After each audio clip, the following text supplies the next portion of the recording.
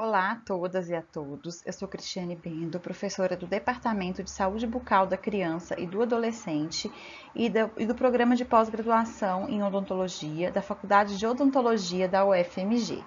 E agora nós vamos para a segunda parte da aula de Estudos de Acurácia, lembrando que todos os direitos desta videoaula são reservados à Faculdade de Odontologia da UFMG. Na primeira videoaula, nós trabalhamos com os conceitos de falso positivo, falso negativo, sensibilidade, especificidade e acurácia. E a partir dessa videoaula, nós vamos trabalhar com alguns outros conceitos relacionados aos estudos de acurácia. Então, nós vamos começar falando do valor preditivo. O valor preditivo positivo é a proporção de indivíduos verdadeiros positivos entre todos os diagnosticados positivos. E o valor preditivo negativo é a proporção de indivíduos verdadeiros negativos entre todos os diagnosticados negativos. Então, resgatando o que a gente discutiu na primeira videoaula, enquanto o cálculo para sensibilidade, especificidade e acurácia, a gente trabalhava com a tabela pela coluna, vocês lembram? A gente fazia a soma pela coluna.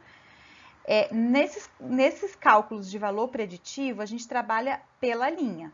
Ok? Então, o valor preditivo positivo, que é esse aqui, é o A, que são os verdadeiros positivos, sobre A mais B, que são todos aqueles em que o teste foi positivo, tá? E o valor preditivo negativo é o D, que são os verdadeiros negativos, sobre todos aqueles em que o resultado do teste foi negativo. E existem alguns determinantes, então, do valor preditivo. Quanto maior a prevalência de uma doença na população, maior o valor preditivo do teste. Assim, um programa, por exemplo, de rastreamento, usando um teste de rastreamento, ele vai ser mais efetivo se ele for direcionado a uma população de alto risco, por exemplo, para uma doença, em vez dele ser feito na população em geral, Então, por exemplo, se eu estiver fazendo um rastreamento de uma determinada doença que eu sei que é mais frequente em idosos. Se eu for rastrear a população toda, os jovens, os adultos, os idosos, a prevalência vai ser mais baixa. Se eu for rastrear essa doença só na população que eu já sei que é de mais alto risco, que são os idosos, a prevalência tende a dar mais alta. E isso influencia no valor preditivo do teste, ok? Se eu tiver um aumento da sensibilidade de um teste, ou da especificidade de um teste, o seu valor preditivo também tende a aumentar. Então, só que eu sei que eu não consigo aumentar a sensibilidade e especificidade ao mesmo tempo, Então, o que é importante? Se eu estiver lidando com uma doença de baixa prevalência, é melhor eu aumentar a especificidade do que a sensibilidade, para que eu tenha um aumento do valor preditivo. Ao contrário, se eu estiver lidando com uma doença de alta prevalência, é melhor eu aumentar a sensibilidade do que a especificidade para ter um aumento do valor preditivo do teste. Outro conceito importante nos estudos de acurácia é o da razão de verossimilhança, que se refere à probabilidade de um certo resultado em indivíduos doentes e não doentes. Assim, nós temos dois tipos, a razão de verossimilhança para um teste positivo e a razão de verossimilhança para um teste negativo. A razão de verossimilhança positiva é a razão de verossimilhança para testes positivos. Então, ou seja, ela expressa em quantas vezes um resultado verdadeiro positivo é mais provável do que um resultado falso positivo.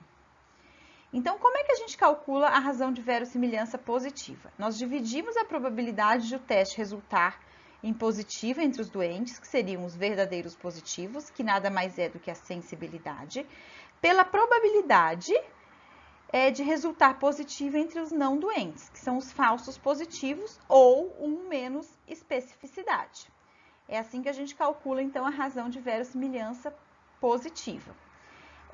Essa razão de verossimilhança positiva, quanto mais alto esse valor, melhor a qualidade dos testes. Então, um valor alto indica testes de boa qualidade. Então, só voltando na tabela 2x2 para vocês relembrarem, Então, como que a gente faz esse cálculo de razão de verossimilhança positiva? A gente divide a sensibilidade de um teste, né, pelos falsos positivos, que é 1 menos especificidade. Tá? Os falsos positivos são esses, ó, e aqui é a especificidade, que são os verdadeiros negativos, por isso que eu falo que é 1 menos especificidade. Tá? Como que eu calculo a sensibilidade, né, que é o meu, é o valor que vai em cima aqui, né, que, o numerador. Eu vou calcular A sobre A mais C, tá? E o que é 1 menos especificidade, né? É o B sobre o B mais D. Ou eu calculo a especificidade, que é o D sobre B mais D, e faço 1 menos ele. Né? Então, existem algumas formas da gente chegar nesse resultado. O importante é que a razão de verossimilhança positiva é essa razão aqui, ok? E em relação à razão de verossimilhança negativa, ela expressa quantas vezes um resultado falso negativo ele é mais provável do que um resultado verdadeiro negativo, tá? Então, o cálculo para a razão de verossimilhança negativa é a seguinte: é a probabilidade de um teste resultar negativo entre os doentes, que seriam os falsos negativos, então é 1 menos sensibilidade, dividido pela probabilidade de resultar negativo entre os não doentes, que é a especificidade. Então, é assim que a gente calcula. E aí, como é que a gente interpreta isso? Quanto menor a razão de verossimilhança negativa, maior o indicativo de testes de boa qualidade. Então, aqui a gente quer valores menores. Então, voltando na tabela 2x2, para facilitar, né, o entendimento, se a gente dividir os falsos negativos, que são esses aqui, né, pela especificidade do teste, né, como é que a gente vai ter? Então, é 1 menos sensibilidade, que são os valores, esses falsos negativos, ou C sobre A mais C, dividido pela especificidade, que é D sobre B mais D. E aí, nesse caso, a gente vai ter o valor da razão de verossimilhança negativa. Aqui eu trouxe para vocês essa tabela que representa um resumo de tudo o que nós vimos até agora. Então, o que seria a sensibilidade? É a capacidade do teste para detectar pessoas com o problema ou com a doença, tá? A especificidade seria a capacidade do teste de excluir corretamente as pessoas que não têm a doença. A acurácia, ela trabalha com a proporção de todos os testes, né, que produziram resultados corretos, que seriam os verdadeiros positivos e os verdadeiros negativos. Qual a proporção disso entre todos os resultados, tá? A gente tem o valor preditivo positivo de um teste, né?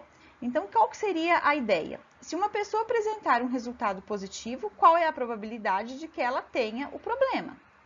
E o valor preditivo negativo do teste, se a pessoa apresentar um resultado negativo, qual a probabilidade de que ela não tenha o problema? E, por fim, a razão de verossimilhança de um teste positivo, né? Qual é a probabilidade de encontrar um teste positivo em uma pessoa com um problema, comparando com uma pessoa que não apresenta o problema? Então, ainda resumindo o que a gente viu até agora, os testes eles possuem probabilidades de acerto, que seriam a sensibilidade, que são os verdadeiros positivos, e a especificidade, que são os verdadeiros negativos. E é importante ter cuidado ao interpretar os testes, uma vez que a probabilidade de acertos da condição real do indivíduo, né, da doença, né, que esse indivíduo tem, depende da prevalência, da sensibilidade e da especificidade do teste. Isso a gente já viu até agora. Outro aspecto importante da avaliação dos testes diagnósticos e dos testes de rastreamento diagnóstico é o quanto esse teste é confiável ou reproduzível. Então, os resultados obtidos podem ser reproduzidos se o teste for repetido, né? É isso que nós vamos discutir agora. Então, quando a gente se refere à reprodutibilidade, é importante a gente avaliar a confiabilidade do teste, né? A confiabilidade é uma importante característica de um teste diagnóstico e os fatores que contribuem, então, para a variação entre os resultados de um teste, né, e que, então, podem interferir na sua confiabilidade ou na sua reprodutibilidade, são desde a variação individual, que é a variação entre os sujeitos individualmente, a variação intraexaminador, que é a variação na leitura do resultado pelo mesmo examinador, ou a variação interexaminador, que é a variação entre diferentes examinadores em relação a resultados dos testes. Então, em relação à variação individual, o que a gente deve considerar? né, que valores obtidos na mensuração de algumas características humanas, por exemplo, elas frequentemente variam ao longo do tempo. Por exemplo, a pressão sanguínea, né? Então, se eu for medir a pressão sanguínea de uma pessoa logo ao acordar, ou for medir depois que ela andou, foi até a padaria e voltou, por exemplo, eu vou ter uma variação. Essas variações podem levar a resultados, a vários tipos, né, resultados diferentes dentro do mesmo indivíduo. Então, na avaliação de qualquer resultado de pesquisa, de teste, é importante considerar as condições sobre o qual o teste foi realizado, incluindo a hora do dia.